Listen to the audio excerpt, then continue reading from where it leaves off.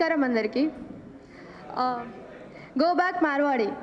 So నేను social మీడియాలో చేస్తాను. నాకు ఒకరిని కమెంట్ చేసిండు గో బ్యాక్ మార్వాడి పైన మాట్లాడమని చెప్పేసి. సో నాకున్న చిన్న అండర్స్టాండింగ్ ప్రకారం మార్క్సిస్ట్ పాయింట్ ఆఫ్ వ్యూలో క్యాపిటలిస్టిక్ గేమ్ అని చెప్పేసిన. లైక్ ఇప్పుడు మార్వాడీస్ పోతే వైశ్యాస్ వస్తారు, అంతే. పెద్దగా మనకేం చేంజ్ కాదు. వాళ్ళు దొక్కుతారు, వీళ్ళు దొక్కుతారు. మనందరం అది అనుభవించిందే. యాజ్ ఎ దళిత్ ఉమెన్ నన్ను అయితే కొమ్మట్లు కూడా దొక్కేసినారు, టు బి ఆనెస్ట్. సో నేనేమని చెప్పిన అంటే, ఇక్కడ జీరో సమ్ గేమే వస్తుంది. మనం వాళ్ళని పొమ్మంటే వీళ్ళు వస్తారు, కానీ ఎండ్ ఆఫ్ ద డే మనకు కావాల్సింది అందరికీ ఈక్వాలిటీ అనేది నేను మాట్లాడిన.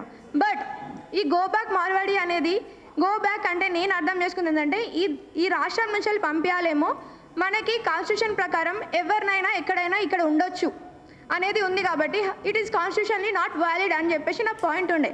But now my point partially changed, because ఇక్కడ మోనోపోలీ అనేది జరుగుతుంది. అంటే మనం చూసుకుంటున్నట్టయితే తెలంగాణ ఒక్క దగ్గరనే కాదు, ఈ మార్వాడీస్ వాట్ ఎవర్ కొన్ని కమ్యూనిటీసే ఒక్కొక్క దగ్గర సెగ్రిగేట్ అయ్యి అక్కడనే ఉంటున్నారు. లైక్ ఇప్పుడు మనం ఒక వేరే స్టేట్ తీసుకున్నట్టయితే అక్కడ ఇంకో కమ్యూనిటీ వాళ్ళ మోనోపోలీ ఉంటుంది. మన స్టేట్లో మార్వాడీస్ మోనోపోలీ ఉంది. అంటే మనకి ఇక్కడ ఈక్వాలిటీ అనేది లేదు, ఈక్వల్ షేర్ అనేది మనకి ఎకనామిక్ పరంగా లేదు. సో మనకి ఎకనామికల్లో ఈక్వాలిటీ అనేది లేదు ఎక్కడ కూడా. ఏదో ఒక కమ్యూనిటీ అంటే ద డామినెంట్ క్యాస్ట్, మీరు అంటే ఆమె socialist student, the dominant caste అనేది అక్కడ డామినేట్ అవుతుంది. So we are not fighting for the Marwadi ఒక్కరి కోసమే కాదు.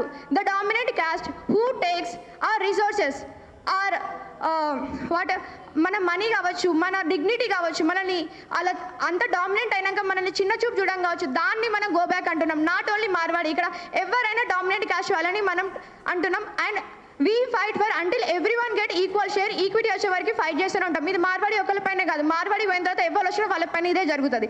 అండ్ ఇంకొకటి ఏంటంటే నేను చెప్దాం అనుకుంటుంది, ఇక్కడ మనకి how it is politically important అంటే, whoever the dominant caste all also influence the politics in the state. మన దగ్గర ఇప్పుడు డామినెంట్ క్యాస్ట్ ఎవరు ఉన్నారు? Marwadi.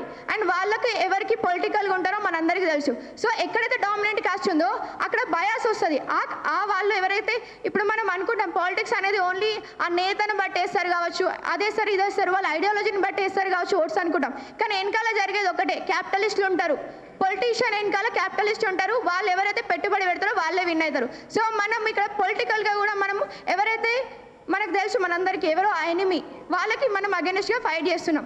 And I'm not giving the names because I don't want to be political or don't want to be biased. But మనందరికీ తెలిసి ఇక్కడ కూర్చున్న వాళ్ళందరికీ మనం ఎవరికి అగెన్స్ట్గా మాట్లాడుతున్నాం అని చెప్పేసి. సో డామినెంట్ కాస్ట్ అనేది ఎక్కడ ఉండద్దు. ఇక్కడ ఒక్కరి దగ్గర పవర్ అనేది అక్యుములేట్ అయితే అందరు ఇలానే పోరాడతాం.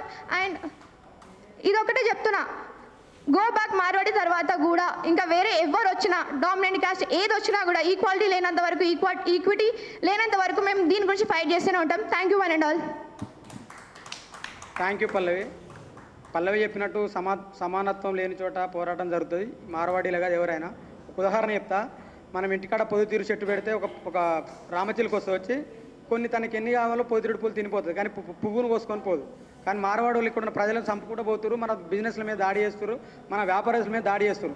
మార్వాడోళ్ళు పోయినాక ఇంకెవరు వస్తారని మనం చూసుకోవచ్చు. ఇంట్లో అన్నదమ్ములు ఉంటే కొట్టుకుంటారు, కూకుంటారు, బయట వాళ్ళకి సంబంధం లేదు కదా. ఇది మార్వాడోళ్ళని బయట విషయం అని తెలియజేసుకుంటూ ఇప్పుడు మన